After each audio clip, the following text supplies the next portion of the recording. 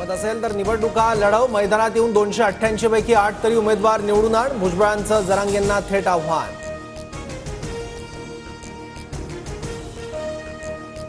नितेश राणे फडणवीसांची चप्पल बनवून काम करतायत. आरक्षण दिलं नाही तर सरकारचे 288 उमेदवार पाडणार, जरांगेंचा इशारा.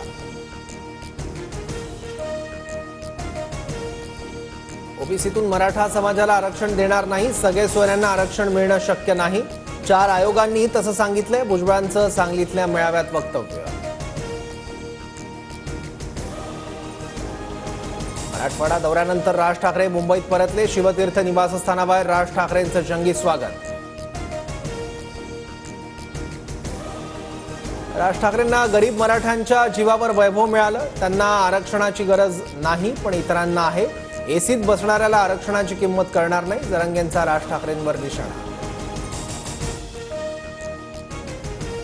महाराष्ट्र सैनिकांच्या नादी लागू नका, तुमच्या काळजीपोटी सांगतोय. मनसे अध्यक्ष राज ठाकरेंचा उद्धव ठाकरेंना इशारा. दाखवली ती चुणूक पुरेशी, आता सगळं थांबवा, मनसैनिकांनाही आवाहन.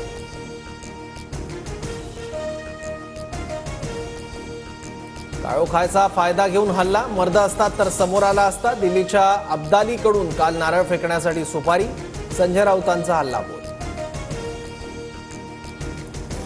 राज ठाकरेंच्या गाडीवर हल्ला करण्यासाठी दिल्लीतून सोनिया आणि राहुल गांधींनी सुपारी दिली होती का? मनसे नेते अविनाश जाधवांचा ठाकरे गटावर पलटवार.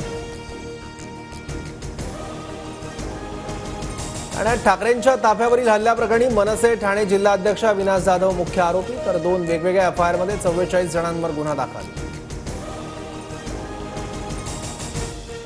ऍक्शनला रिॲक्शन असतेच, मात्र कुठल्याही आंदोलनाचं समर्थन करणार नाही, शिंदेंची प्रतिक्रिया.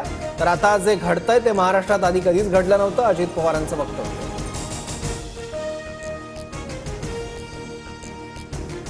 कागलमधील मेळाव्यात अजित पवारांकडून हसन मुश्रीफांच्या उमेदवारीची घोषणा. निवडणुकीत मुश्रीफांना इतक्या उच्चांकी मतांनी विजयी करा की विरोधकांनाही धडकी भरेल, दादांचं आवाहन.